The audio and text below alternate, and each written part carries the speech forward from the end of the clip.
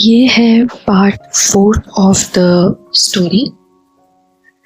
अगर आप डायरेक्टली यहाँ इस वीडियो पे आ गए हैं तो प्लीज़ इसके जो पहले वाले पार्ट्स हैं उन्हें आप ज़रूर सुनिए। और जो लोग इस वीडियो पे नए आए हैं, मैं आपसे रिक्वेस्ट करूँगी कि इस स्टोरी को आप पार्ट्स में सुने, क्योंकि इस स्टोरी में आपको एनर्जेटिक हाईज बहुत फील होंगे।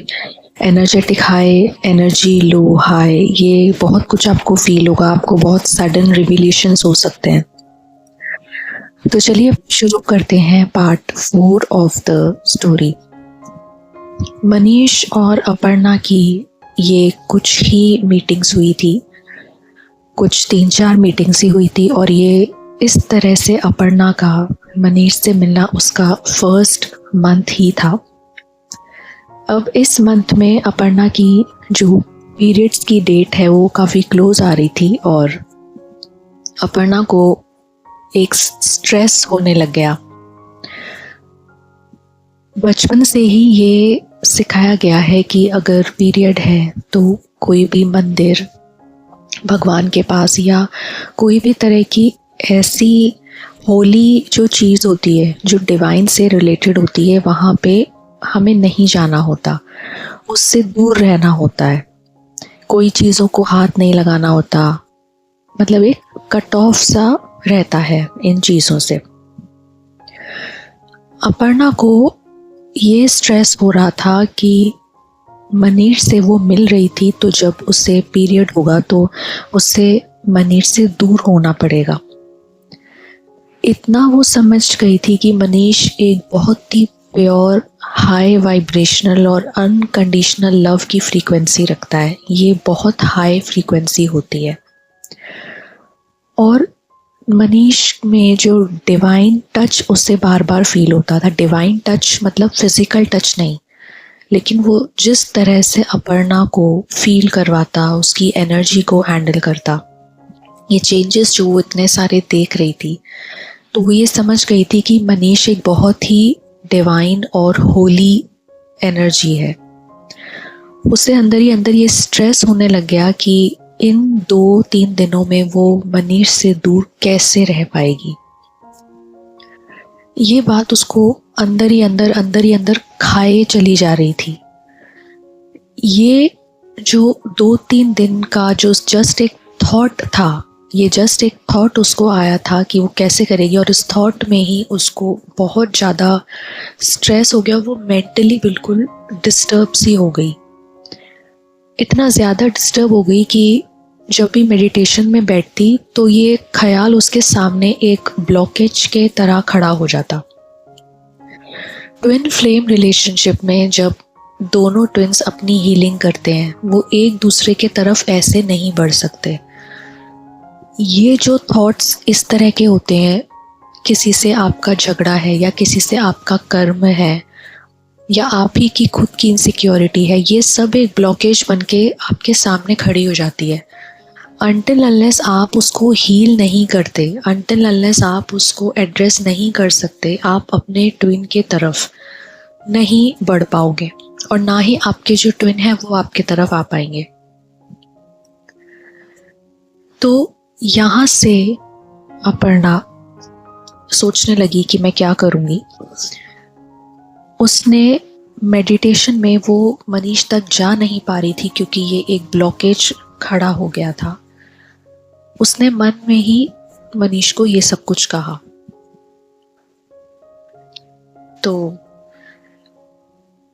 अब मनीष के लिए ये एक बहुत बड़ा चैलेंज हो गया था कि वो अपर्णा को किस तरह से हैंडल करे।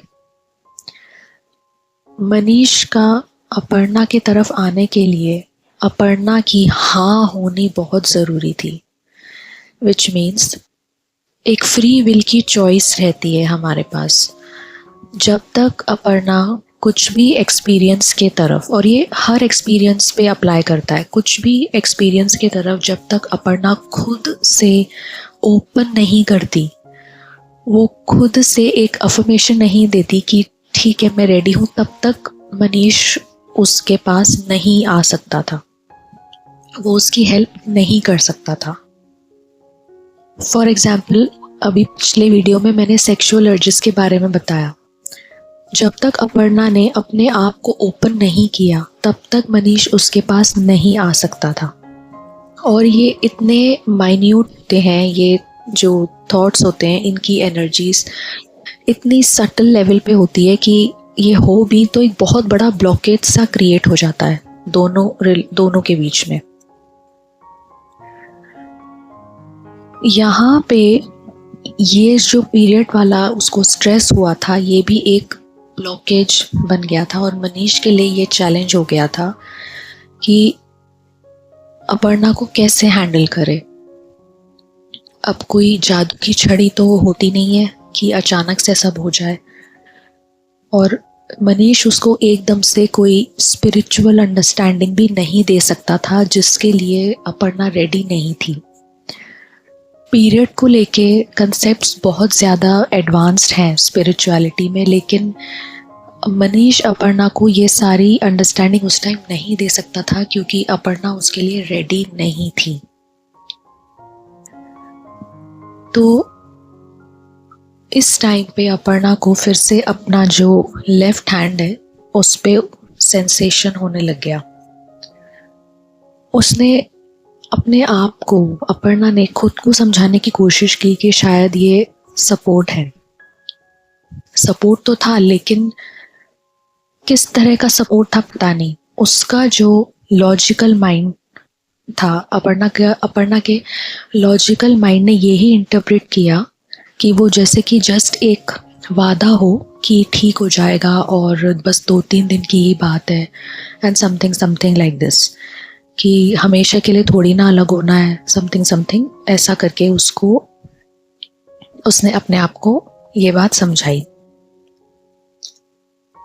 जब स्पिरिचुअलिटी में आगे बढ़ते हैं और जब हमें इस तरह के एक्सपीरियंसेस होते हैं तो हमारी जो पीरियड की साइकिल है वो भी चेंज होने लग जाती है। वो मून के जो फेजेस होते हैं उनसे अलाइन होने लगती है धीरे धीरे। ये चीज़ एकदम से नहीं होती, बट ओवर द ईयर्स जो फीमेल की पीरियड साइकिल है वो मून के साइकिल से अलाइन होने लग जाती है। तो इस मंथ में जो डेट उसकी 10 डेज के बाद थी वो 10 डेज प्रीपोन हो गई। ये प्रीपोन इसलिए हुई क्योंकि अगर ये स्ट्रेस अपर्णा का इसी तरह रहता और ये क्लियर अगर नहीं होता तो ये पूरे 10 डेज अपर्णा का स्ट्रेस में निकलता और मनीष और अपर्णा दोनों आपस में मिल भी नहीं पाते। मनीष और अपर्णा का मिलना इस तरह सिर्फ एक प्यार की मीटिंग नहीं है, ये कोई एस्ट्रल कॉफी डेट नहीं है, ये कोई जस्ट एक सिंपल मीटिंग नहीं है। ये मीटिंग एक बहुत हाई एनर्जी और फ्रीक्वेंसी को कैरी करती है जो दोनों को ही बदल रही थी, मनीष को भी और अपर्णा को भी। ये जो इफेक्ट्स हैं हमें इतनी जल्दी पता नहीं चलते कि क्या हो रहा है, लेकिन जो हमारे स्पिरिट गाइड्स होते हैं उन्हें पता होता है। तो इस तरह से अपर्णा की डेट को प्रीपोन किया गया। और अपर्णा को दूसरा स्ट्रेस ये भी था कि जब आपने देखा है ना कि फैमिलीज में अगर कोई लेडी अगर रेस्ट करती है तो वो घर वालों को बहुत ज़्यादा खटकता है, वो देख नहीं सकते कि रेस्ट कर रही है क्योंकि उनको समझ में ही नहीं आता। अगर कोई फीमेल की तबीयत ठीक नहीं है तो उनको लगता है कि काम नहीं करने का बहाना है या फिर इतना कितना पेन हो रहा है। तो आप समझ गए, मैं ज़्यादा डीप में नहीं जाऊंगी इसमें।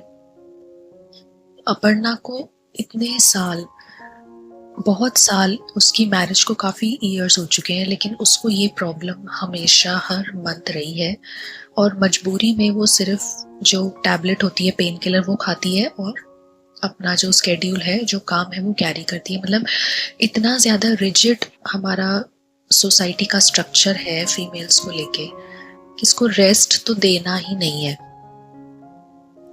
एक तो पहले ही बॉडी बिल्कुल ठीक नहीं है, फिर एक ऊपर से मेंटल स्ट्रेस, और कुछ भी हो जाए, चाहे आप मर जाओ, लेकिन जो फीमेल है उसे काम तो करना ही है, अब चाहे वो घर के कोर्स हो, चाहे वो भी ऑफिस से तो चलो छुट्टी मिल जाए, लेकिन ये तो घर के कोर्स उसे करने ही है।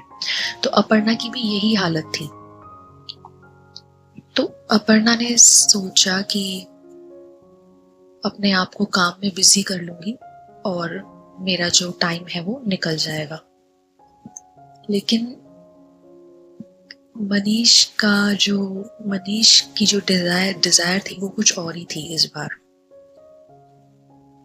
अपर्णा को नहीं पता था कि उसके इसी मंथ में उसके लिए एक पोर्टल और एक्टिवेट होने वाला है।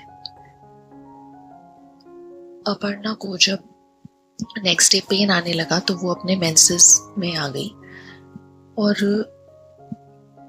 उसने जैसे ही वो मेंसेस में आई तो मॉर्निंग का जो टाइम था यही था, और वो गई और बस वो जाके एकदम लेट गई, जो अर्ली मॉर्निंग का टाइम होता है।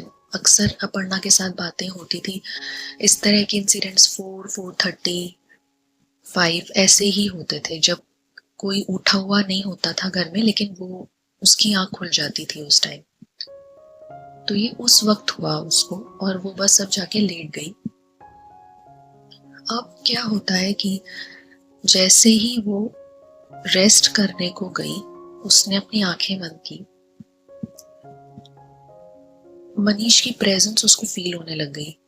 और इस बार ये प्रेजेंस बहुत स्ट्रॉन्ग थी, बिल्कुल ऐसे थी कि ऑलमोस्ट कि जैसे आपकी जो फिजिकल बॉडी है ना, उस पे किसी का फिजिकल टच महसूस हो रहा हो। फिजिकल टच भी इतना ज्यादा नहीं कि पूरा ही जकड़ के पकड़ लिया हो, ऐसे नहीं, लेकिन जैसे किसी की फिंगर्स, जो हमारी फिंगर्स के जो नेल्स के पास जो स्किन होती है उसमें बोन्स भी होती है हमारी, वो उसको अपने हाथ पे फील होने लग गई, अपने आर्म्स पे फील होने लग गई। उसने अपनी आंखें खोली तो कोई दिखा नहीं उसको, लेकिन उसे पता था कि ये प्रेजेंस किसकी है। उसने मनीष से बात करना शुरू किया। उसने कहा, आप यहाँ क्या कर रहे हो, मैं अभी नहीं मिल सकती।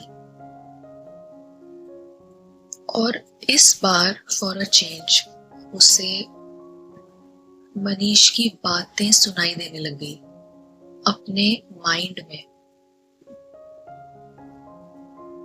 मनीष ने उससे कहा कि क्यों, ऐसा क्यों, मैं क्यों नहीं आ सकता, मुझे कोई परेशानी नहीं है तुम्हारे पीरियड से, मुझे कोई दिक्कत नहीं है, मैं तो आऊंगा।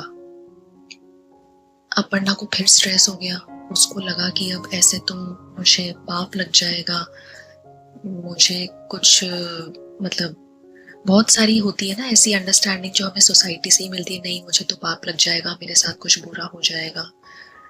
तो अपर्णा उसको बोलने लगी कि नहीं, ऐसा नहीं हो सकता। तो मनीष ने उसका जो टच था अपर्णा का वो और स्ट्रॉन्ग कर दिया, जो उसमें होल्ड थी वो और स्ट्रॉन्ग कर दी।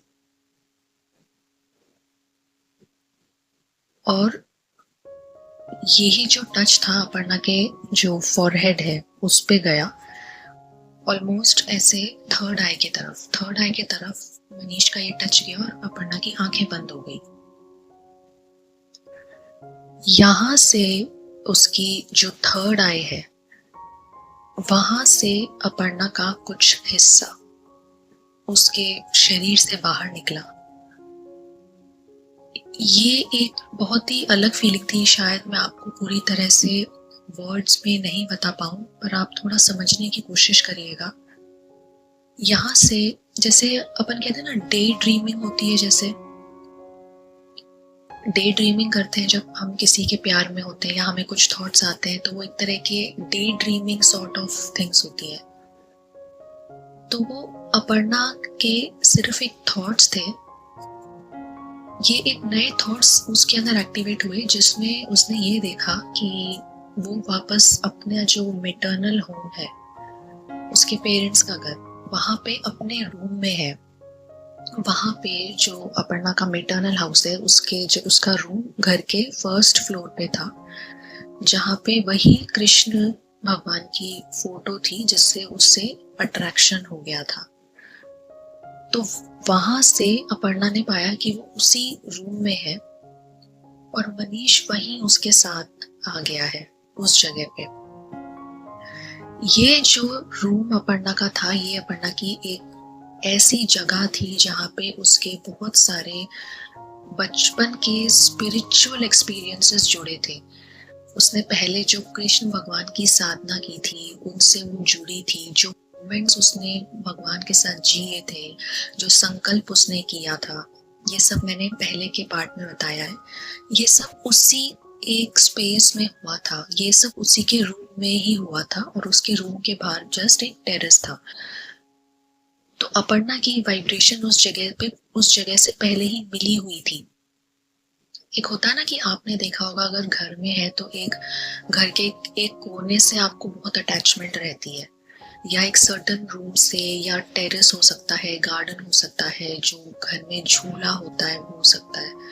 तो एक जगह ऐसी होती है जहाँ पे बहुत अटैचमेंट आपको रहता है। तो अपर्णा को वही अटैचमेंट उस रूम से था। उसने ये पाया कि वो वहां उस रूम में है और मनीष उसके साथ है। तो ये जो उसने देखा, ये जस्ट एक ऐसे था कि वो ये सब कुछ इमेजिन कर रही है। कोई हाई लेवल एनर्जी नहीं थी, ये कुछ एस्ट्रल ट्रैवल ये नहीं था, ये जस्ट एक सीरीज ऑफ थॉट्स थे जो उसको एकदम से आने लग गए। वहां पे अपर्णा को बहुत ज्यादा कंफर्टेबल महसूस हुआ, बहुत कंफर्टेबल महसूस हुआ। और इस एक सेक्रेट स्पेस में धीरे धीरे अपर्णा और मनीष इस पीरियड के फेस में साथ साथ रहने लग गए, एक ही कमरे में। यहाँ पे मनीष एकदम इस तरह से ओपन हो गया था कि जैसे वो उसका स्पाउस हो, और मतलब दोनों इस तरह एक ही कमरे में रह रहे थे कि जैसे हस्बैंड वाइफ कैसे रहते हैं बिल्कुल वैसे, या दो लवर्स अगर लिविंग में रहते हो तो कैसे रहते हैं वैसे। वहां से मनीष ने अपर्णा की केयर टेकिंग करना शुरू की और अपर्णा ये सब कुछ देख पा रही थी। उसे बॉडी में कुछ फील नहीं हो रहा था, लेकिन वो ये सब कुछ देख पा रही थी और उसे लग गया था कि ये जस्ट एक थॉट ही है और कंट्रोल उसका अपने आप पे था नहीं। तो इस एक एनवायरनमेंट में मनीष के साथ रह के और ये रूम में जो उसकी फेवरेट प्लेस थी, इस वाइब में अपर्णा को बहुत कंफर्टेबल लगने लग गया और वो इसको एक्सपीरियंस करने के लिए, इन थॉट्स को एक्सपीरियंस करने के लिए रेडी हो गई। वहां पे पहली बार उसने अपने आप को मनीष के साथ पाया, जहाँ पे मनीष पूरी तरह से सिर्फ अपर्णा का था, किसी थर्ड एनर्जी का कोई इंटरफेरेंस नहीं था। और इसके बाद एक बात जो हुई वो ये थी कि अपर्णा ने जो जो पहले कृष्ण भगवान के साथ उसने जो मोमेंट्स जिए थे अपने प्यार के, कि जो जो वो एक्सपीरियंस करना चाहती थी, वो सारा जो रूप कृष्ण भगवान का था वो मनीष लेने लग गया। मतलब मनीष उस जगह पे आने लग गया। जैसे सपोज अगर अपर्णा को मन में आया कि मैं कृष्ण भगवान को हग करना चाहती हूँ, गले लगाना चाहती हूँ, और उसने लगा लिया, तो इस पर्टिकुलर इंसिडेंट में उस भगवान की जगह मनीष आने लग गया। तो उसको ऐसा दिखाई दिया कि जो कुछ वो इतना टाइम पहले जिया है जो उसने भगवान के साथ, उस हर एक मोमेंट में मनीष आने लग गया है। वो कृष्ण भगवान को रिप्लेस करने लग गया है और वो जगह वो खुद लेने लग गया है। अपर्णा ने कृष्ण भगवान के साथ एक डायमेंशन में बहुत कुछ जिया था, बहुत कुछ उसने जिया था, बहुत सारे मोमेंट्स जिए थे जो प्यार के मोमेंट्स होते हैं, बहुत सारे जिए। और ये सारी जगह पे वो मनीष को देखने लग गई।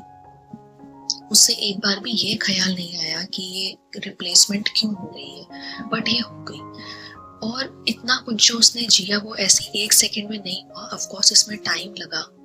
1 दिन, 2 दिन, 3 दिन, ये सिलसिला काफी लंबा उसका पीरियड का जो टाइम था उसमें चला। अब जो अपर्णा की बॉडी है, जहाँ पे उसे जो बॉडी उसकी रेस्ट कर रही थी, उससे पेन शुरू हो गए थे। अब ये डबल तरह से हीलिंग अपर्णा की शुरू हो गई। अगर उसे बॉडी में पेन होता तो वो वहाँ जो उसके थॉट्स में जो एक पोर्टल खुला था, ये पेन वहाँ पे इंटरफेरेंस डाल रहा था। वो वहाँ पे फोकस नहीं कर पा रही थी, तो उसका फोकस बार बार शिफ्ट होके पेन पे आ रहा था। तो मनीष ने अपर्णा की दोनों साइड से हीलिंग शुरू की। उसने अपर्णा को कुछ ऐसे थॉट्स दिखाए जहाँ पे वो उसके पेन हील कर रहा है। सिंपल, बिल्कुल सिंपल, जैसे सिंपल एक्ट से, जैसे आप मानिए कि सपोज पैरों में बहुत अगर पेन हो रहा है तो उसके पैरों में उसने कुछ लगा दिया थॉट्स में, लेकिन ये जब वहां उसने लगाया और थोड़ा सा उसके लेग्स को उसने आराम दिया, उसका रिफ्लेक्शन यहाँ अपर्णा की बॉडी पे उसके लेग्स पर हुआ, असल में हुआ। एक वार्मथ उसको फील हुई कि जैसे कुछ बहुत गरम गरम सी कोई चीज होती है ना, कि जैसे गरम गरम सा कुछ आपकी स्किन पे हो या स्किन के अंदर चला गया हो। ऑलमोस्ट एक ऐसा सेंस था कि ये जो गर्माहट उसको फील हो रही थी, वार्मथ, ये उसके स्किन के ऊपर नहीं थी, ये उसके अंदर थी, अंदर से फील हो रही थी उसको ये वार्मथ। और ये वार्मथ उसके लेग से स्प्रेड होते होते होते होते उसका स्टमक, उसके शोल्डर्स और उसके हेड, पूरी तरह से इस वार्मथ ने अपर्णा को अकम्पनी मतलब पूरी तरह से उसको कवर कर लिया था। ये जब हुआ तो उसने थॉट में देखा कि मनीष ने अपर्णा को पूरी तरह से अपने बाहों में ले रखा है, उसको हग कर रखा है। और हग कौन सा, वैसा वाला नहीं जो हम करते हैं। हग तो ऐसे नहीं कि बहुत ज्यादा टाइटली उसको पकड़ लिया हो, नहीं, ये हग वहां उसको थॉट्स में दिखाई दे रहा है कि उसने कर रखा है। वो आराम से बेड पे है और मनीष ने उसको हल्का सा हग कर रखा है, मतलब ऑलमोस्ट कि उसकी बॉडी का टच उसकी बॉडी का टच अपर्णा की बॉडी के टच से मिल रहा है। तो ये जब टच मिला तो अपर्णा को उसकी बॉडी में ये वार्मथ की फीलिंग हुई। और इसी के साथ साथ जो उसको स्ट्रेस हो रहा था, उसको इतने सारे ख्याल जो मन में आ रहे थे, ये सब एकदम से शांत हो गए। एकदम जैसे किसी ने अपर्णा के अंदर से कुछ स्वीप आउट कर दिया हो, बिल्कुल स्वीप आउट कर दिया हो। और ये जो स्वीप आउट हुआ था, ये वो सारा स्ट्रेस और साथ में ये वो ब्लॉकेज था जो अपर्णा और मनीष के बीच में खड़ा हो गया था पीरियड्स को लेके। और धीरे धीरे यहाँ से वो वार्मथ आई, अपर्णा का पेन इस बार बिना टैबलेट लिए ईज आउट हो गया था। और मनीष ने अपर्णा को उन थॉट्स में कहा, I will make you rest. ये एग्जैक्टली यही एक स्टेटमेंट था, I will make you rest. Aparna कभी भी पीरियड्स में रेस्ट नहीं करती थी, और क्योंकि उसे मिलता भी नहीं था तो अपर्णा को लगा कि ये तो बहुत मुश्किल है। लेकिन एक तरफ उसने लड़ना भी बंद कर दिया अपने थॉट्स से, मनीष से उसने लड़ना बंद कर दिया। और उसने एक स्ट्रेंज थिंग ये हुई कि कुछ घंटों के लिए वो उठी, थोड़ा फ्रेशन अप होने के लिए, कुछ खाने के लिए। और जब वो अपने फैमिली में गई तो उसने बताया कि मेरी तबीयत ठीक नहीं है। तो एक अजीब सी बात ये हुई कि इस बार उसकी फैमिली ने, खास करके जो मदर इन लॉ है, उसने बोला कि जाके रेस्ट करो, इट्स ओके। और वो चाहती भी यही थी, पर वो सरप्राइज्ड भी बहुत थी कि इतने सालों में ये कैसे हो गया। और उसको चाहिए भी था, वो कहीं फोकस भी नहीं कर पा रही थी, क्योंकि जो उसके थॉट्स वाली एनर्जी थी वो तो वहां उस रूम में थी जहां मनीष उसको ले गया था। तो ऑलमोस्ट लाइक कि वो सब कुछ कर रही है, बॉडी चल रही है उसकी, लेकिन जो उसकी अंदर की एनर्जी है वो कहीं और ही है। तो विद इन नो टाइम, जैसे 1 या 1.5 घंटे में वापस वो अपने बेडरूम में आ गई और रेस्ट पे चली गई। अब यहाँ से उसका हाल ये है कि वो लेटी है बेड पे, उसकी आंखें बंद है, लेकिन इन बंद आंखों के पीछे जो वो महसूस कर रही है वो बिल्कुल एक एक पल मनीष एकदम उसके साथ है, वहीं वापस उसी रूम में उसकी कॉन्शियसनेस है और मनीष उसके साथ है और वो दोनों मोमेंट्स जी रहे हैं, साथ साथ में बातें कर रहे हैं, दोनों की एम्ब्रेसिंग एक दूसरे को हो रही है, हग मनीष उसको कर रहा है, बार बार उससे हंसी मजाक कर रहा है और ये सब उसको सुनाई भी दे रहा है। अपर्णा को ये पता था कि ये सिर्फ उसके थॉट्स ही हैं, लेकिन इन थॉट्स की एनर्जी जो थी वो अपर्णा को बहुत असर डाल रही थी, तो इससे उसको अच्छा लग रहा था, भले ही थॉट में ही सही। एक कहते हैं ना स्टेटमेंट की इल्यूजन की खूबसूरती से अच्छी कोई खूबसूरती नहीं है, तो उनको पता लग रहा था कि ये इल्यूजन है, सिर्फ मेरा थॉट है, ऐसे है, लेकिन उस थॉट्स में मनीष की जो प्रेजेंस थी वो बिल्कुल रियल थी।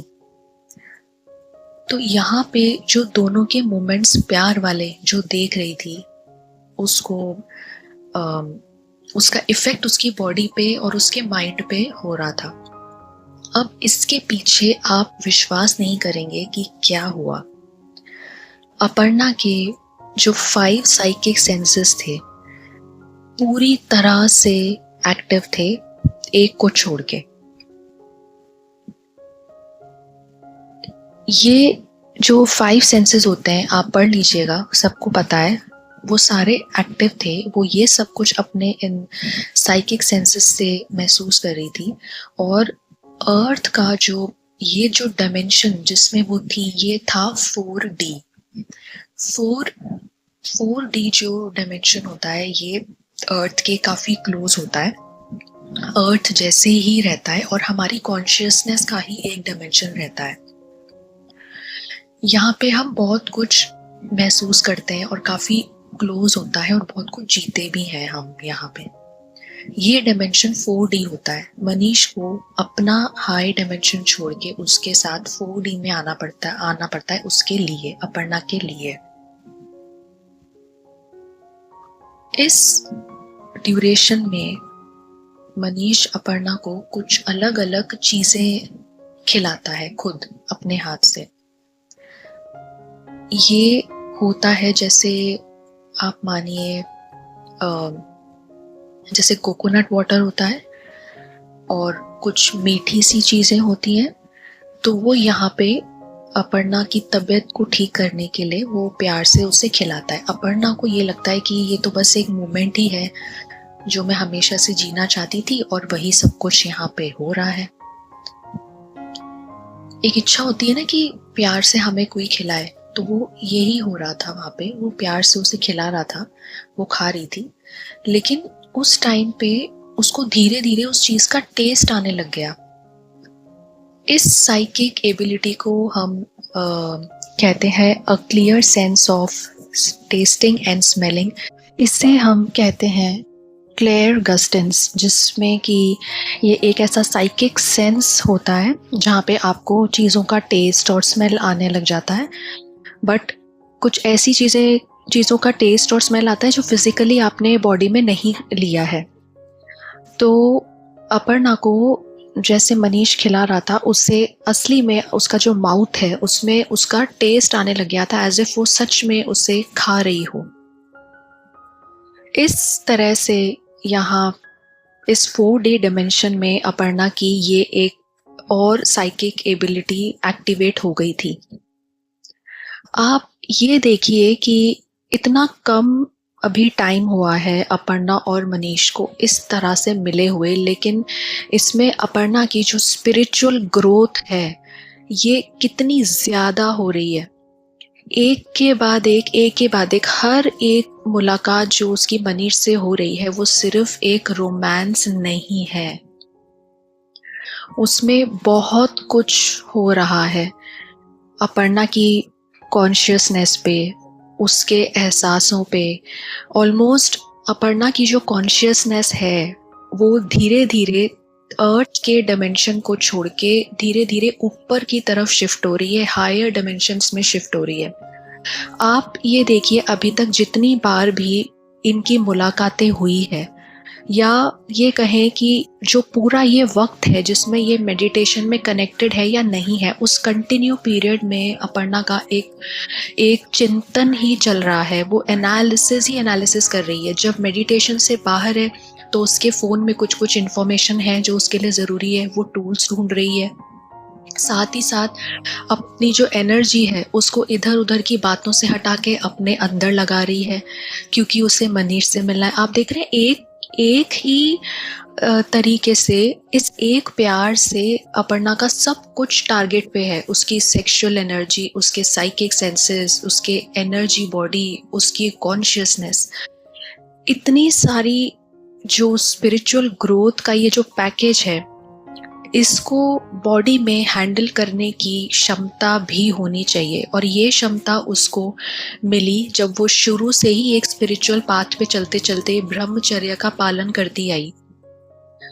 तो ट्विन फ्लेम्स का एक लाइफ टाइम में इस तरह मिलना बिल्कुल इजी नहीं है, क्योंकि उसके लिए एक बहुत ज़्यादा हार्ड प्रैक्टिस की ज़रूरत होती है, जो आपने बहुत सालों तक की हो, या बहुत इनफैक्ट पास्ट लाइफ टाइम से भी आप करते आ रहे हो। इस तरह की प्योर कॉन्शियसनेस की ज़रूरत होती है ट्विन फ्लेम रिलेशनशिप को पाने के लिए। अभी भी इनका यूनियन नहीं हुआ है, क्योंकि ये तो दोनों अलग अलग दुनिया में है और हो भी नहीं सकता। कई ट्विन फ्लेम्स क्वेश्चन करते हैं कि ट्विन फ्लेम की किसी और से मैरिज हो गई, ट्विन फ्लेम किसी और से कोई और उसके लाइफ में, और यहीं पे वो सब खत्म कर लेते हैं। ऐसा नहीं होता। ट्विन फ्लेम का concept high level spiritual concept है, और आप जहाँ पे अभी जिस रिलेशन में हैं, आप उसके लेवल को देखिए और अपने आप को आगे बढ़ाने की कोशिश कीजिए वहाँ से। ट्विन फ्लेम का जो मिलन है वो फिजिकल बॉडी का मिलन नहीं होता। वो लाइफ में एक साथ शादी करके बच्चे करना और जिंदगी खत्म कर लेना, ये बिल्कुल भी नहीं होता।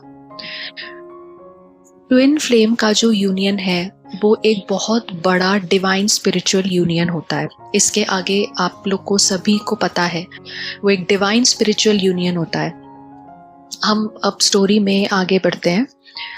तो अपर्णा की ये जो सेंस है ये एक्टिवेट हो चुकी थी, फिफ्थ वाली सेंस। अब पूरी तरह से उसकी जो सारे के सारे साइकिक सेंसेस हैं ये एक साथ में एक्टिवेट हो चुके थे।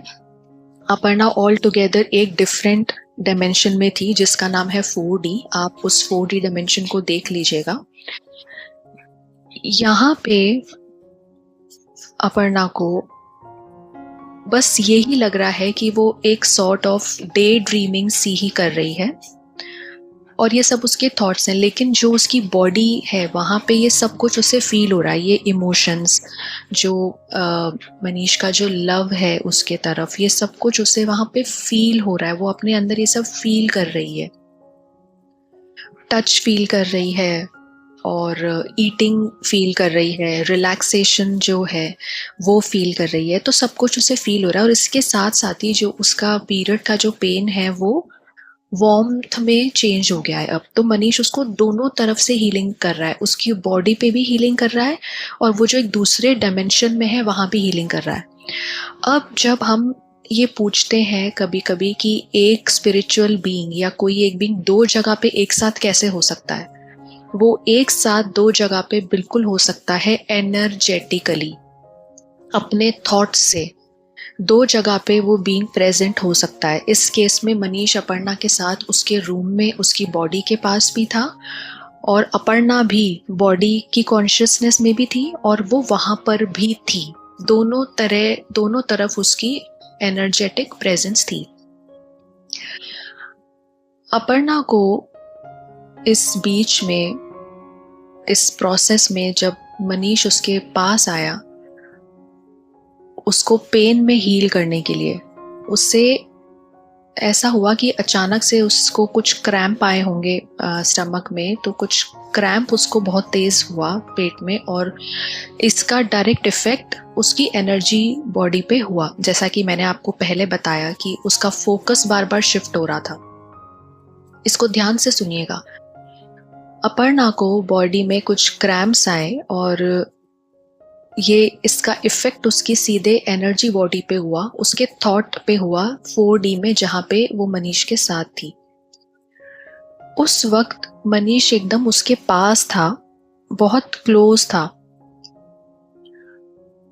जैसे ही अपर्णा को क्रैम्प आया तो एकदम से उसे लगा कि उसका जो फ्लो है, जो पीरियड का फ्लो होता है, वो बहुत तेज एकदम से हो गया।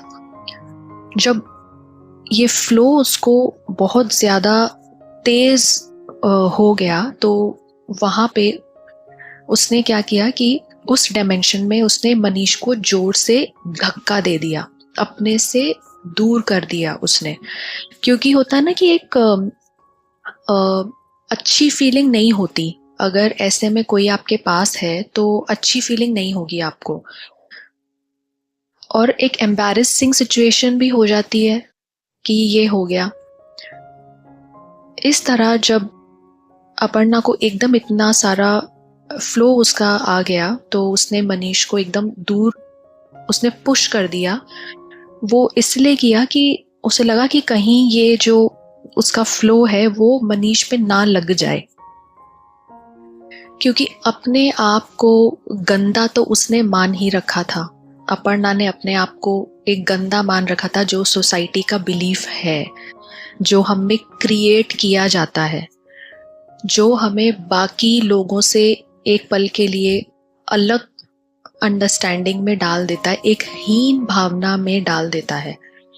तो अपर्णा में भी यही उस टाइम भावना थी और उसने ये सोच के मनीष को जोर से हिट कर दिया। मनीष एकदम पीछे हो गया और एक लंबा पॉज आ गया इस सिचुएशन में, मनीष को भी और अपर्णा को भी। अब अपर्णा की जो कॉन्शियसनेस है वो वापस बॉडी से वहाँ शिफ्ट होती है। ये बार बार स्विच हो रही है, आप इसको समझिएगा अच्छे से। ये बॉडी में नहीं हो रहा है, ये बॉडी में अपर्णा है लेकिन 4D डायमेंशन में हो रहा है, जिसे हम कहते हैं इंटर डायमेंशनल स्विचिंग। ये वो हो रहा है। वहाँ पे अब एक पॉज आ गया और अपर्णा के जो थॉट्स हैं वो ऑफ कोर्स मनीष को पता होते थे कि वो क्या सोच रही है। अब पॉज ये आया कि अपर्णा को लगा उसने मनीष को बहुत तेज पुश कर दिया, ये उसने क्या कर दिया। और मनीष ने भी अपर्णा को देखा, पर अपर्णा जब भी ऐसा कुछ करती थी तो मनीष को कभी बुरा नहीं लगता था या वो पलट के कभी गुस्सा नहीं करता था। इनफैक्ट उसका जो फोकस होता था वो ये होता था कि अपर्णा की थॉट प्रोसेस क्या रही होगी। तो उस थॉट प्रोसेस को एड्रेस करते हुए मनीष का जो इन रिटर्न जवाब होता था वो प्यार ही होता था, प्यार ही होता था। मनीष उसके पास वापस आया धीरे धीरे, ये 4D में हो रहा है। मनीष उसके पास धीरे धीरे वापस आया और अपर्णा बेड पे थी और अपना सर उसने नीचे कर दिया और अपर्णा को एकदम से ऐसा सेंस हुआ कि मनीष 2 मिनट के लिए गायब हो गया वहां से, और 2 मिनट के बाद मनीष वापस उसको दिखाई दिया। और अब जब मनीष का फेस था तो उसके जो थंब एरिया है, थंब वाला जो एरिया है, उसमें अपर्णा का ब्लड था, पीरियड वाला जो ब्लड होता है ये वो था। और उसने अब मनीष ने अपर्णा के सामने ही उसी वाले ब्लड को लेके उसका जो थर्ड आई है वहां पे उसने एक टीका लगा लिया। जैसे होता है ना इंडियन ट्रेडिशंस में हम देखते हैं कि टीका लगाते हैं हम, तो वो टीका क्या होता है, रेड होता है। तो वो उस ब्लड का उसने अपने सर पे ये टीका लगाया और अपर्णा की ये जो हालत थी उसको ऑनर किया उसने। अपर्णा बहुत ज़्यादा सरप्राइज हो गई और इस इंसिडेंट ने अपर्णा को फिर से अटैक कर लिया। जो उसके थॉट्स थे अपने आप को लेके, उस मनीष की इस एक्ट ने अपर्णा को एकदम ऐसा था कि जस्ट अटैक कर दिया हो। ये एक्ट जो मनीष का था, उसने अपर्णा के बिलीफ सिस्टम को, जो बचपन से उसमें गाड़ा गया था, तिल तिल करके भरा गया था, इस बिलीफ सिस्टम को चैलेंज मिल गया। बहुत बड़ा चैलेंज मिल गया। ये उसका एक होता है ना, एक अटैक होता है जो हमारी बॉडी पे होता है, एक अटैक होता है जो हमारे थॉट प्रोसेस पे होता है, जिसे हम बर्दाश्त नहीं कर पाते, एक्सेप्ट नहीं कर पाते कि ये क्या हुआ। लेकिन मनीष के थ्रू था तो हर चीज़ एनर्जेटिकली बहुत हाई होती थी, वो अपर्णा पे बहुत गहरा असर डालती थी। अपर्णा कुछ भी बोल नहीं पाई। उसके मनीष का ये जो एक्ट था, इसने एक तो अपर्णा का जो थॉट पैटर्न था उस पर अटैक हुआ, प्लस उसके हार्ट चक्र पे इस इंसिडेंट का अटैक हुआ, हार्ट एरिया पे। उसे एकदम ये महसूस हुआ कि कोई इतना प्यार कैसे कर सकता है, कोई इतना ज़्यादा इस प्रोसेस को ऑनर कैसे कर सकता है। जो बचपन से वो सोचती आई, वो अचानक से एक पल में कैसे पलट सकता है। इससे ये जो मनीष की बात थी, इसका अटैक अपर्णा के हार्ट पे हुआ, मनीष की, ये एक्चुअली में, इसको आप बस एक एक्शन मत समझिए, इसके पीछे एनर्जी समझिए। मनीष की ऐसी प्यार की वाइब निकली और सीधे अपर्णा को जाके उसने अटैक किया, उसके हार्ट पर अटैक हुआ। कैसे हुआ अटैक?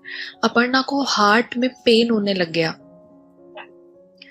कि बहुत तेज उसको एक पेन हुआ, एक डिस्कम्फर्ट सा हुआ, और उसके जो दबे हुए इमोशंस थे, जो इतने टाइम से दबे हुए थे, जिसका अपर्णा को पता भी नहीं था, ये बाहर निकल आए आंसुओं के रूप में। अपर्णा को एकदम से रोना आ गया।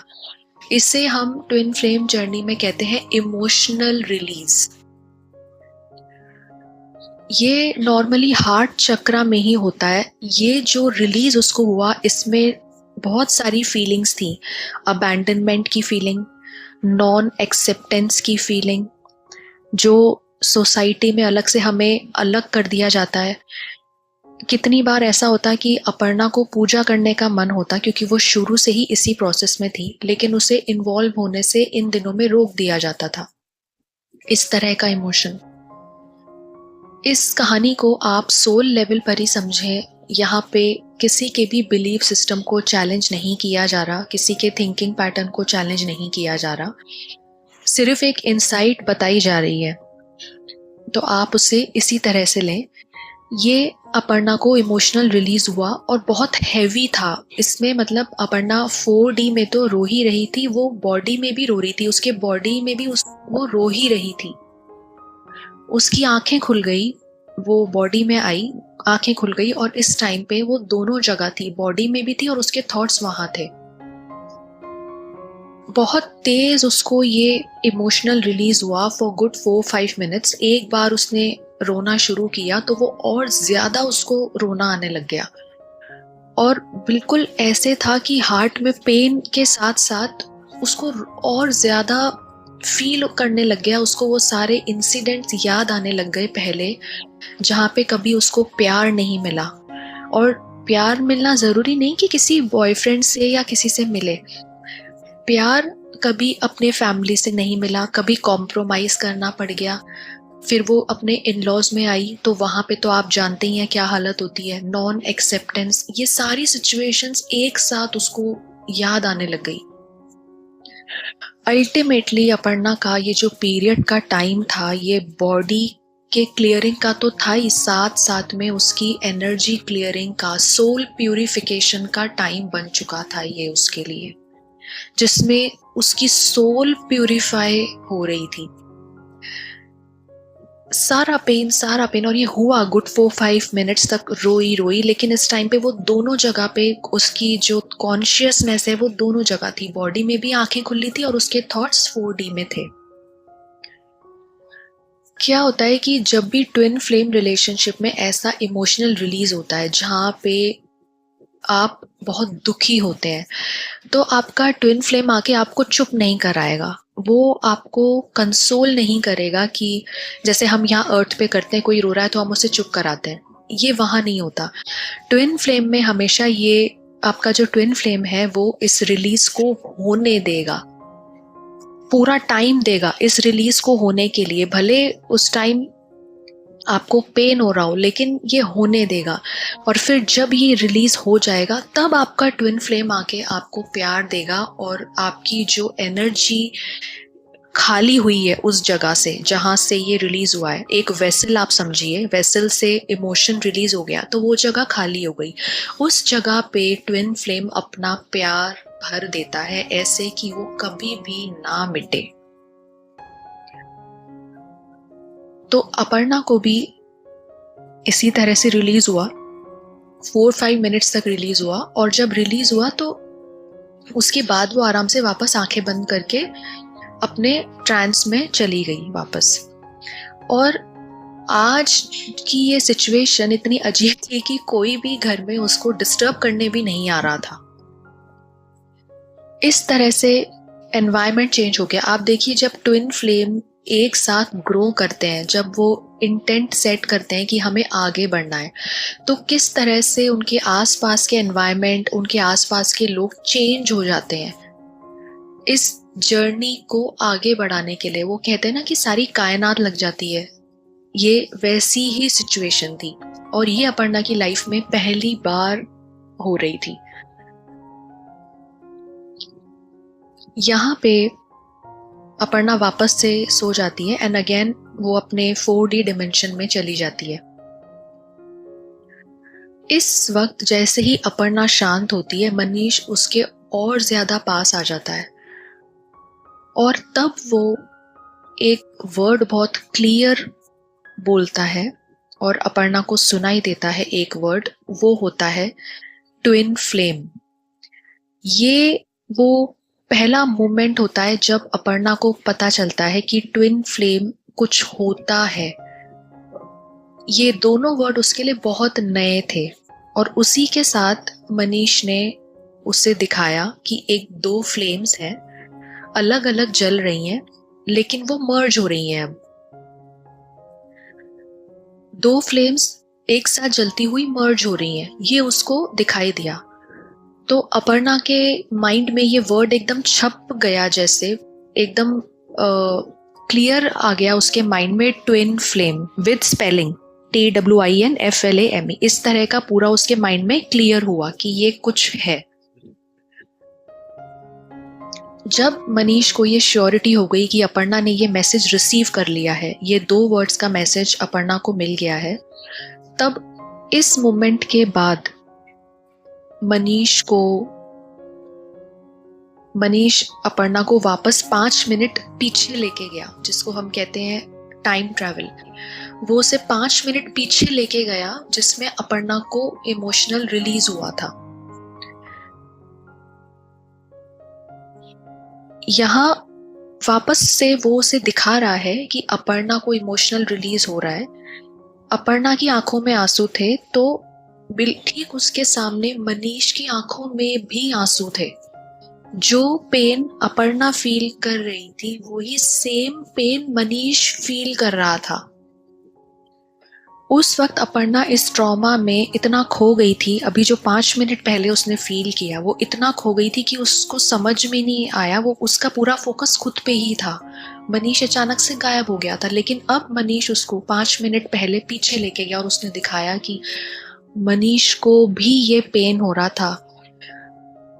ये पूरी तरह से अपर्णा ने फील किया। ये दिखाने के बाद मनीष उससे कहता है कि कहता कुछ नहीं है, बस आंखों में देखता है, और अपर्णा समझ जाती है कि वो अपर्णा को इस तरह दर्द में नहीं देख सकता। उसे तकलीफ होती है। पहली बार अपने ही हार्ट में उसने मनीष का पेन फील किया। दोनों पेन एक साथ में उसने फील किए, अपना भी फील किया और मनीष का भी फील किया। और इसी के साथ ये भी फील किया कि अगर मनीष को तकलीफ हो रही है तो अपर्णा को भी हो रही है। ये तीन फीलिंग्स एक साथ चल रही थी। हम कहते हैं ना कि ट्विन फ्लेम्स में रियलिटी स्विचिंग होती है या इंटर डायमेंशनल स्विचिंग होती है, या एक साथ बहुत सारी रियलिटीज को महसूस करते हैं ट्विन फ्लेम। ये वो थी। एक ही टाइम में कितनी सारी रियलिटीज आप चल रही हैं, कितनी सारी रियलिटीज चल रही हैं आप देखिए। एक तो उसकी बॉडी है अपर्णा की, उसके थॉट्स हैं 4D में, और इसी 4D में ये सारा कुछ वो फील कर रही है एक ही टाइम पे। अपना खुद का पेन, मनीष का पेन, मनीष को अपर्णा को देख के जो हो रहा है वो दर्द, और अपर्णा को मनीष को इस तरह रोते हुए देख के हो रहा है वो पेन। ये अच्छा खासा महसूस होने के बाद मनीष की फीलिंग उसने फील की। मनीष अपने आप को रोक नहीं पाया। उसमें जो प्यार अपर्णा के लिए भरा हुआ है, लिटरली भरा हुआ है, वो अपने आप को रोक नहीं पाया और वो किरण की एनर्जी में और ज्यादा डीप चला गया। और इस तरह इस टाइम पे अपर्णा के पीरियड वाले स्टेट में मनीष उससे मर्ज हो गया और पहली बार अपर्णा और मनीष का सोल मर्ज हुआ। ट्विन फ्लेम्स में सोल मर्ज क्या होता है आप देख सकते हैं, आपको भी पता होगा। अगर इस स्टोरी में आप यहाँ तक आगे आए हैं तो सोल मर्ज की फ्रीक्वेंसी क्या होती है वो आपको भी पता होगा।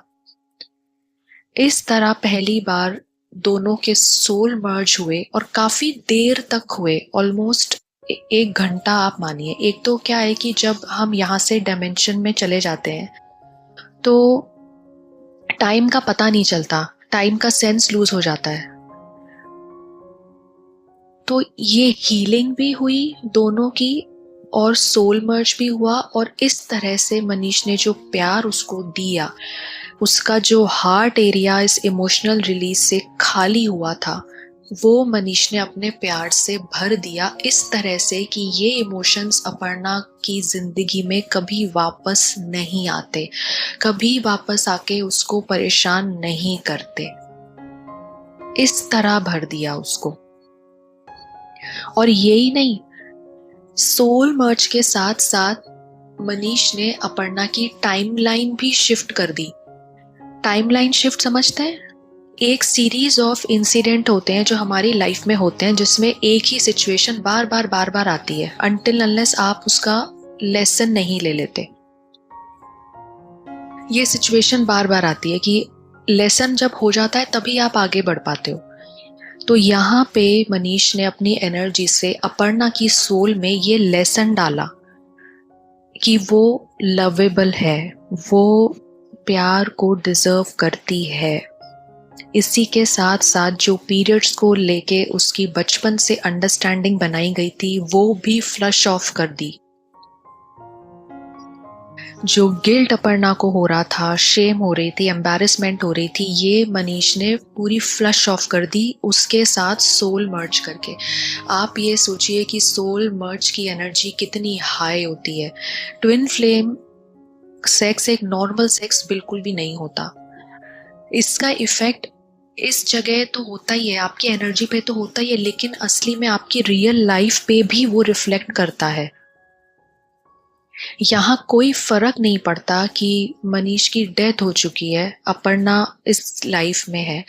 ये ट्विन फ्लेम की मतलब एक्सटेंट है प्यार की, कि कहाँ तक आगे जा सकते हैं ये। इस तरह अपर्णा का पूरा पीरियड का जो टाइम था 3-4 दिन का, वो ऐसे निकला। और उसके बाद 4 दिनों के बाद मनीष वापस उसे इस 4D डायमेंशन से अपने बॉडी में ले आया। और ऐसा नहीं है कि इन 4 दिनों में अपर्णा वहीं थी, नहीं, उसका स्विचिंग हो रहा था। जब बॉडी में ज़रूरत है तो बॉडी में कॉन्शियसनेस है, लेकिन उसके थॉट्स वहीं हैं, वहीं चल रहे हैं, एक साथ वो 2 रियलिटीज़ को जी रही है। समझ रहे हैं आप? ये इस तरह का प्रोसेस होता है। इसके बाद ही अपर्णा ने ट्विन फ्लेम पे सर्च करना शुरू किया, तो उसे एहसास हुआ कि शिव और शक्ति क्या है, शक्ति का जो रिलेशन है वो शिव से क्या है, शिव का रिलेशन शक्ति से क्या है। इसका एक ग्लिम्प्स उसको दिखाई दिया था जब मनीष ने उसके ब्लड का एक ड्रॉप लेके अपने ऊपर एक टीका लगाया था। धीरे धीरे वो ट्विन फ्लेम पे रिसर्च करने लगी और उसके जो एक्सपीरियंसेस उसको पहले हो गए थे उन्हें एक वैलिडेशन मिलने लग गया। जो कुछ एहसास उसको था ये कंफर्म होने लग गया। तो उसके माइंड में जो ये बातें थी कुछ चीज़ों को लेके कि मेरा इल्यूजन है या ये है वो है, ये सब कुछ फ्लश आउट हो गया और वो श्योर हो गई कि जो कुछ भी वो एक्सपीरियंस कर रही थी ऐसा सच में होता है, पर बहुत लिमिटेड लोगों के साथ ही होता है। और वो ये भी समझ गई थी कि ये मैं किसी को दिखा नहीं सकती। जब ट्विन फ्लेम पे रिसर्च करने लगी तो साथ साथ में कुंडलिनी का भी नाम आया। और अपर्णा की जो कुंडलिनी है वो जस्ट अभी जागृत हुई ही थी। जो लास्ट वीडियो में लास्ट पार्ट में मैंने आपको बताया है उसकी जस्ट ये जागृत हुई थी। तो इसके बारे में मनीष ने एकदम ऐसी श्योरिटी रखी कि अपर्णा को कुंडलिनी की इंफॉर्मेशन मिले जिससे वो घबराए नहीं, क्योंकि जरूरी नहीं है कि कुंडलिनी को आप हैंडल कर सको और उसको बताने वाला कोई आपको मिल सके, सही गुरु आपको मिल सके। मनीष ने बिल्कुल ये इंश्योर किया कि अपर्णा को इस कुंडलिनी के प्रोसेस में कहीं भी कुछ भी कंफ्यूजन नहीं होना चाहिए। उसको पूरी पूरी इंफॉर्मेशन मिलती चली गई कि कुंडलिनी क्या है। अब काफी कुछ समझ में आने लग गया था। अब जैसे ही वो ओम का चैंट करती तो उसके बॉडी में जो स्पाइन है वहां पे जोर जोर से वाइब्रेशन होने लगती। जो कुंडलिनी हमारे रूट चक्र में होती है वो धीरे धीरे ऊपर उठने लग जाती और उसका जो शरीर है वो ऐसे वेव्स के फॉर्म में, आप समझते हैं ना वेव्स का फॉर्म कैसे होता है, उस फॉर्म में वो एनर्जी धीरे धीरे ऊपर की तरफ बढ़ती। अपर्णा के पूरे मेडिटेशन के टाइम पे मनीष इस कुंडलिनी को कंट्रोल किए हुए रहता और अपर्णा के पूरे थॉट्स का ध्यान रखता कि कहीं इससे घबराहट ना हो और कहीं हाथ से बाहर एनर्जी ना निकल जाए। तो अपर्णा को पहले ही ये इंफॉर्मेशन दे दी गई थी कि जब कुंडलिनी जागरण होता है तो ये वेव्स ऐसे आते हैं, तो अपर्णा इससे कंफर्टेबल हो गई। अब होता है ना कि सोल मर्ज जब होता है तो एक नई एनर्जी का क्रिएशन होता है। जरूरी नहीं है कि ये कोई थर्ड एनर्जी हो। जैसे इसको आप समझिएगा अच्छे से, जैसे यहाँ पे जब 2 लोग इंटीमेट होते हैं तो एक नई लाइफ का क्रिएशन होता है, राइट। ट्विन फ्लेम्स का सोल मर्ज जब होता है तो एक नई अंडरस्टैंडिंग का भी बर्थ होता है जो दोनों के लिए फीजिबल होती है, जो दोनों के आगे के पाथ को लाइट देती है, आगे का डायरेक्शन बताती है। मनीष और अपर्णा का जो लास्ट सोल मर्ज हुआ था उससे अपर्णा का फ्लश आउट तो हुआ ही, लेकिन इसमें एक नई अंडरस्टैंडिंग की जगह बन गई जो थी कुंडलिनी की अंडरस्टैंडिंग की। कुंडलिनी क्या है, इसमें क्या एक्सपीरियंस होते हैं। और हम हर एक अंडरस्टैंडिंग को, हर एक विजडम को आपके दिमाग में जगह चाहिए होती है, ये जगह आपको देनी चाहिए। अगर ऑलरेडी आपका दिमाग इतना क्लटर्ड है तो आप आगे कैसे बढ़ेंगे, समझेंगे कैसे। ये इंफॉर्मेशन उसको धीरे धीरे आने लग गई। ये सब इस इमोशनल रिलीज के बाद था, जब उसका हार्ट चक्र खाली हुआ, उसकी बॉडी थोड़ी खाली हुई, तो ये धीरे धीरे आने लगा और एक नई अंडरस्टैंडिंग का बर्थ हुआ जो कि थी कुंडलिनी की अंडरस्टैंडिंग कि क्या है कुंडलिनी, क्या है। अब जब अपर्णा मेडिटेशन करती तो ये सब कुछ ऊपर ऊपर ऊपर ऊपर जाता और कुंडलिनी से धीरे धीरे वो अटैच होने लग गई। मनीष ये पूरी पूरी श्योरिटी रखता कि कुछ भी हाथ से बाहर ना निकल जाए। उसने वो टेक इट इजी करके आगे बढ़ती गई। मनीष का सपोर्ट उसके साथ था, वो इस प्रोसेस में आगे बढ़ती गई। लेकिन उसको ये नहीं पता था कि कुंडलिनी के साथ अब उसकी जर्नी कहाँ से कहाँ जाने वाली है। बोलते हैं कि कुंडलिनी डेंजरस है, ये है वो है, लेकिन अपर्णा को तो डर से कोई मतलब ही नहीं था। वो तो कहाँ से कहाँ पहुंच चुकी थी, तो अब तो उसे किसी का डर था ही नहीं कि कुछ हो जाएगा उसको। उसको ये नहीं पता था कि कुंडलिनी जब जागृत होती है तो वो पूरा का पूरा आपकी लाइफ को अपसाइड डाउन कर देगी। आपकी जो फिजिकल लाइफ है, आपके रिलेशंस हैं, इनको पूरा ऊपर नीचे करके रख देगी, और आपकी तो वो काया ही पलट करके रख देगी। अब यहाँ से शुरू होती है अपर्णा की असली लाइफ की स्ट्रगल, जो ट्विन फ्लेम के लाइफ में होने से ही होती है। ट्विन फ्लेम की प्रेजेंस अगर आपकी लाइफ में है तो आपकी लाइफ एकदम जहन्नुम बन जाती है कुछ वक्त के लिए, जब तक आप अपने सारे ट्रॉमा और फियर्स को फेस नहीं करते। अपर्णा फिर से एक dark night of the soul में कदम रखने वाली थी। आप यहाँ तक सेल्फ एनालिसिस कीजिए, इसमें जो कंसेप्ट्स बताए हैं उन्हें समझिए, उनसे अपने आप को रिलेट कीजिए, और ज़रूरत पड़े तो कुछ इंसिडेंट्स को आप बार बार सुनिए, क्योंकि ये इंसिडेंट्स बहुत हाई फ्रीक्वेंसी कैरी करते हैं अपने आप में, और ये आपको सुनते सुनते फील भी हो रही होगी। अपने आप को टाइम दीजिए, और अब मैं अगला पार्ट अगली स्टोरी में आपको बताऊंगी।